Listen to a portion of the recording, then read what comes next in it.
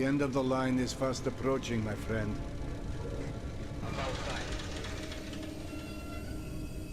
Metro Awakening is what VR gaming needs. Okay, so that's a lofty title, and I know Metro Awakening isn't a perfect game by any stretch of the imagination, but for me it hits a spot in VR gaming that I feel is the most lacking type of experience currently. And I think 2024 is the first year since 2019 that I'm finding these types of games really draw me in or making a comeback. Metro Awakening is the type of VR game that has me excited to return to that world, not just play the game. It has a certain element of immersion and consistency that I crave that makes a VR title feel more like a genuine memory and experience rather than just some game that I played. It's something I struggle to articulate, but it's the core defining differentiation between traditional pancake gaming and VR games for me personally. The sense of immersion, that sense of place, the sense of presence, the feeling that I was really doing those things. One aspect of Metro Awakening that really excels at this is the absence of any UI. The watch on your arm, pulling out a magazine to see how many bullets are left, changing your weapons by grabbing over your right shoulder or grabbing over your left shoulder to pull out your inventory, things like that. Metro Awakening gets a good balance of immersion and accessibility. While I love the feeling of connection that comes with something like Into the Radius, for example, where you need to load each magazine individually with each bullet, I do find that there's a balance where that can sometimes get in the way of diving in and really enjoying an experience. While Into the Radius, just as the example, is more sandbox-like, Metro Awakening has a strong linear narrative that you follow along with, so being able to dive in and continue that path is crucial. I think for a lot of people, having the higher level of immersion, like needing to individually load bullets, would actually hinder the overall experience. That said, I'm absolutely in favour of more options being available so that people can tailor the experiences for themselves. For example, having a toggle for realistic ammo management, although we do need to consider the viability of this in terms of development time and overhead. Ideally, we would have as many options as possible, is what I'm saying. Like, I really do like those types of really in-depth mechanics, and I think they really work well in VR, but it depends on the type of game. For Into the Radius, I wouldn't change that in any way, but something like Metro, I feel like it's something I just want to dive into, and if I have to go back to a hub and load up a bunch of magazines, that would kind of probably break that flow. So anyway, I'm not here to say that Metro Awakening is a perfect VR game. It actually has quite a few points of tension for me personally. I played it on PC, so PC VR, using a Pimax Crystal and a 4090. This isn't meant to be a flex or anything. And some issues I had were, for example, the quest level assets on PC. They just playing a game at a really high resolution and then having those kind of assets they're intended for a standalone headset. That's quite jarring, to be totally honest. Other issues I had was the short level of detail and pop-in, the lack of world interaction, the NPCs not responding to you doing things. So for example, I smashed a bottle over someone's face and they just didn't react at all. Then of course just the textures in general, PS1 kind of level textures, and on PC also the performance compared to the fidelity was a bit jarring. The gunplay is kind of mid, if I'm being totally honest. It's not the best gunplay in any VR game.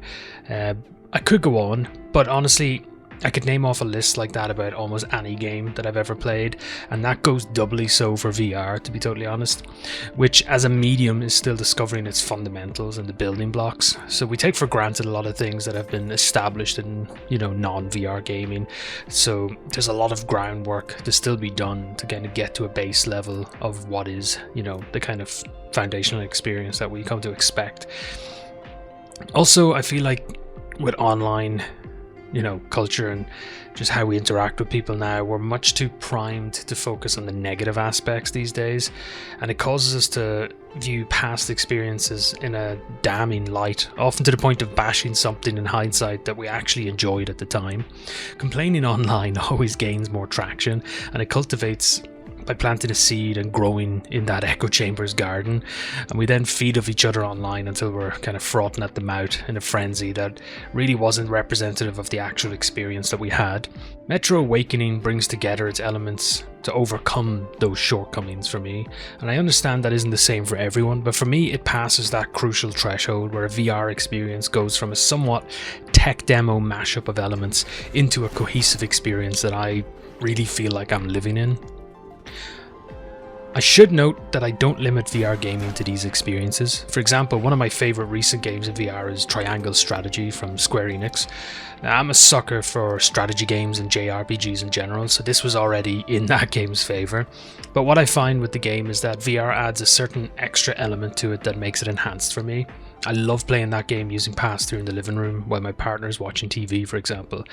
That's a totally valid VR game and use case of a headset, but it's distinctly different from a fully immersive experience.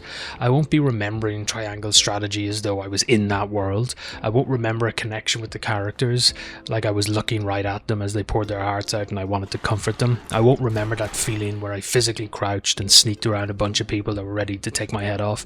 I won't remember having a spider crawl across my face and nearly throwing up physically in real life. There's a level of immersion in VR, and this is likely very individual, like everything else with VR. But anyway, there's a level of immersion that once reached turns a VR experience into something more than just a game you played. It truly feels like an experience that you had. I remember games like this similarly to a physical experience like a roller coaster ride or hiking up to an amazing view of the surrounding landscape. It really is, there's something different about how the memories and experiences of these games get fundamentally formed in your brain. Hopefully some of you get what I'm talking about, but maybe I'm exaggerating it. I'm sure a lot of people will think that, but for me personally, it does feel different. It feels quite different when everything kind of comes together like it did with Metro. These types of experiences are enriching in a way that many games can't reach for me personally. It's like hearing a recording of a band versus seeing them live. Sure, it's more effort to go out and see them live, and sometimes I just don't have it in me, but when I do put myself out there, it ends up being all the more memorable for it. VR needs games like this that are engaging enough to overcome the aversion that the current level of friction provides, needing to set up a play space, put on the headset, make sure it's charged, make sure it's updated, whatever else. These things may seem small, but every small bit of friction narrows down that potential audience quite significantly, and it compounds. But like anything else in life, the more you do something, the more you're willing to do it. This friction, thankfully, will eventually be gone. I believe that anyway. But I think there's a silver lining in that friction currently that also adds an element of appreciation to an experience. So when you get home from work and you're too tired to really jump into VR, but that world is calling you harder than the sofa is, well, that's a pretty good feeling. And that's what Metro Awakening did for me. It awoke in me something... No, I'm not going to make that joke. Anyway, so yeah, I just wanted to get some of these thoughts out there. I really enjoyed the game. It's managed to rekindle something in me that a VR game hasn't in a couple of years now, I guess. I'm sure part of that is myself and where I'm at in my own life and everything else, but even games like Asgard's Wrath 2 didn't capture me in the same way.